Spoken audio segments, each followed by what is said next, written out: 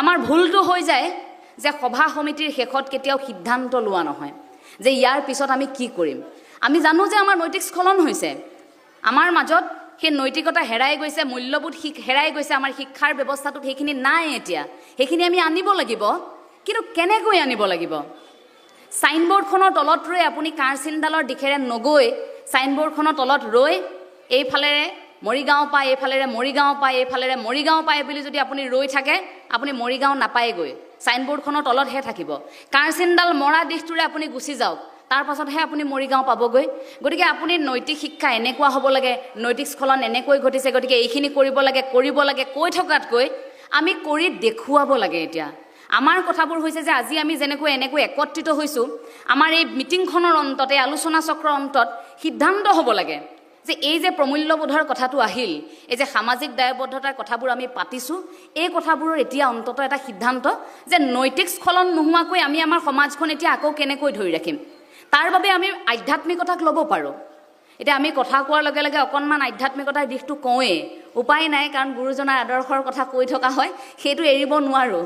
এনেকুৱা হৈ গৈছে যে সেই আদৰ্শটো এৰিলে ক'ৰবাত নিজকে কিবা আধৰুৱা যেন লাগে, গতিকে গুৰুজনাৰ প্ৰসংগটোতো লাগিবই। এই আধ্যাত্মিকতা বুলি কোৱাৰ লগে লগে আমি বাৰু গুৰুজনাৰ প্ৰসংগটোৰে আৰম্ভ কৰোঁচোন। আমাক এটা আদৰ্শ সেই গুৰুজনাই দি থৈ যোৱা নাই জানো? জ্ঞানৰ জৰিয়তে যে অসমীয়া জীয়াই থাকিব লাগিব, এই অসমত যে অসমীয়া সদায় মূৰ দাঙি জীয়াই থাকিব পাৰিব, এই কথাটো গুৰুৱাখনত আমাৰ গুণমালাখন ৰাখি গুৰুজনাই আৰম্ভ কৰা নাছিল জানো? তাৰ পাছত আমাৰ হাতততো কীৰ্তনো তুলি দিলে, আমাৰ হাতততো ভাগৱতো আছে, আমাৰ হাতত নামঘোষা আছে, আমাৰ হাতত চৰিত পুথি আছে, অন্যান্য ধৰ্ম গ্ৰন্থ আছে, যিবোৰ পঢ়ি আমি আধ্যাত্মিক চেতনাটো গম পাব পাৰোঁ। একো বিশেষ কৰিবলগীয়া নাই আধ্যাত্মিক হ'বৰ বাবে, যে আপুনি আপোনাক উপলব্ধি কৰক। আত্মসমালোচনা বা আমি এনেকুৱা কৰিব লাগিব যে আমি আমাক পৰীক্ষা কৰাৰ এটা সময়, নিজক এবাৰ অন্তত জুখি চাব লাগিব।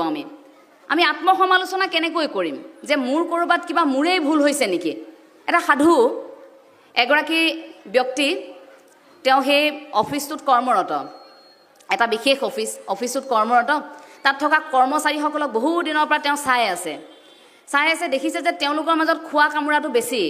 ইজনেও বোলে কি কৰে, বছৰ ওচৰত গৈ বোলে প্ৰমোশ্যনৰ কথা কৈ থাকে, ইজনেও কয় বোলে মোৰ পদোন্নতি কেতিয়া হ'ব, বিচাৰি থাকে। ঘৰতো অসংখ্য চিন্তা, বোলে চাকৰি দৰমহা কেইটামান বেছিকৈ লাগিছিল, সকলোৰে সেইটো চিন্তা যে আমাৰ কেতিয়া প্ৰমোশ্যন হ'ব, এই ধৰণৰ চিন্তা প্ৰতিগৰাকী কৰ্মচাৰী। কিন্তু সকলো অফিচটোত বহি থাকে, চিন্তা কিন্তু সেইটোৱে, মোতকৈ আগত যদি তেওঁ পদোন্নতি হয় তেওঁ লাজ পাব। তো এই বস্তুটো যেতিয়া ইমান বাঢ়ি গ'ল, সেই ব্যক্তিগৰাকী এদিন কি কৰিলে, এক কাগজৰ টুকুৰা এটাত এজন ব্যক্তিৰ কেবিনত গৈ ধুনীয়াকৈ টুকুৰা এটা দি থৈ আহিল। তাৰ পিছদিনাটো তেওঁ গৈছে, আৰু যাৰ কেবিনত দি থৈ গৈছে সেই ব্যক্তিগৰাকীটো ৰাতিপুৱা গৈছে অফিচলৈ, গৈ দেখিছে যে টেবুলৰ সন্মুখত কিবা কাগজৰ টুকুৰা এটা আছে। বোলে কি আছে কাগজৰ টুকুৰাটো? এনেকৈ মেলি চালে, লিখা আছে, তাত লিখা আছে, আপুনি যিজন মানুহক বেয়া পায় বা যিজন মানুহে আপোনাৰ একদম গোটেই পদোন্নতিত আপোনাক বাধা দি আছে, যিজনে আপোনাৰ প্ৰমোশ্যনটো ৰাখি আছে, সেই মানুহজন ঢুকাই থাকিলে, গতিকে তেওঁক এতিয়া খবৰ দিয়া হ'ব, আপুনি আহিবচোন, এনেকৈ লিখা আছে তলত। তাৰ মানুহজনে দেখিলে, মই ইমান দিনে গমেই পোৱা নাছিলোঁ যে মোৰ কামটো তেওঁহে বাধা দি আছিল, কোনবা মানুহ তেওঁ গমো নাপায়। কিন্তু মানুহজন ঢুকালে বুলি ভাবি আকৌ তেওঁৰ মনটো ভাল লাগি গৈছে, মিচিকীয়া হাঁহি এটা আহি গৈছে, মানুহ যে আমি। তাৰপিছত সেই কাগজখন পোৱাৰ পিছত একদম তেওঁ মনে মনে গৈছে, আৰু পিছদিনা তাত গৈ দেখিছে যে সকলো মানুহ এনেকৈ ৰৈ আছে, মানুহগৰাকীক তেনেকৈ শুৱাই থৈ দিয়া হৈছে, ঢাকি থোৱা আছে, কফিনটোৰ ভিতৰত ঢাকি থৈ দিছে। তাৰ পাছত কন্দা কুটা কৰিছে, আৰু সকলো তাত কৰ্মচাৰী সকলো গৈছে, কৰ্মচাৰীসকলে ইজনে সিজনক চাই একদম কান্দা কুটা কৰিছে, কিন্তু মনটোত ভিতৰি বিৰাট ফূৰ্তি, পূৰা হাঁহি উঠি আছে, মনত বিৰাট ভাল লাগি আছে যে এজনটো ঢুকালেই, আমাৰ প্ৰমোশ্যন ৰাখি থোৱা। তাৰপিছত গৈ লাহেকৈ কি কৰিছে, বোলে চাওঁচোন শেষবাৰৰ বাবে কোননো এইজন মানুহ আছিল যে যাৰ কাৰণে আমাৰ ইমান দিন কামবোৰ ৰৈ আছিল।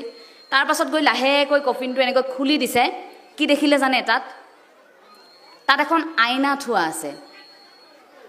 আইনাখন থোৱা আছে এইবাবেই যে আইনাখন দেখাৰ লগে লগে সেই মানুহজনে ভাবিছে যে সেই মানুহজন যিজনে বাধা দি আছে বুলি আমি ভাবি আছিলোঁ, সেই মানুহজন বেলেগ কোনো নহয়, মই নিজে।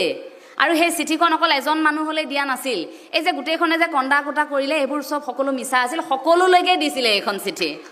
তেওঁ সকলোলৈকে চিঠিখন দিছিল এইবাবেই যে আপোনালোকে অন্তত বুজি পাওক, আপোনালোকৰ কামত আনে বাধা প্ৰয়োগ কৰা নাই, আপোনালোকে নিজে বাধা প্ৰয়োগ কৰিছে। এতিয়া কেতিয়াবা আমাৰ তেনেকুৱা হয়, আমি ভাবি থাকোঁ আমাৰ কামটোত মানুহে হেঁচা দিছে, বেলেগৰ বাবেহে মই কৰিব পৰা নাই। কাৰণ আমি অসমীয়া সমাজে কিবা এটা কৰিব নোৱাৰিলে আমি মানুহে কি কৰোঁ, মোৰ কামটো ঠিকেই আছিল, মই তেওঁৰ বাবেহে নোৱাৰিলোঁ, মই ঠিকেই কৰিছিলোঁ, আমি পটককৈ বেলেগলৈ ঠেলি দিওঁ। আজি যদি সভাখন কিবা এটা কাৰণে যদি বিফল হয়, তেতিয়া সভাপতিগৰাকীয়ে যদি ঠেলি দিয়ে বোলে মই ঠিকেই আছিলোঁ, এই সম্পাদকেহে এইটো সিদ্ধান্ত ল'বলৈ ক'লে, তেতিয়া হ'ব নেকি? সম্পাদকে বোলে পৰিচালনা সমিতিক ঠেলি দিছে, বোলে আমি ঠিকেই আছিলোঁ, এই পৰিচালনা সমিতিহে এইটো কৰিলে, পৰিচালনা সমিতি আকৌ বোলে বেলেগলৈ ঠেলি দিলে, বোলে এওঁলোকৰ কাৰণেহে সভাখন সফল নহ'ল।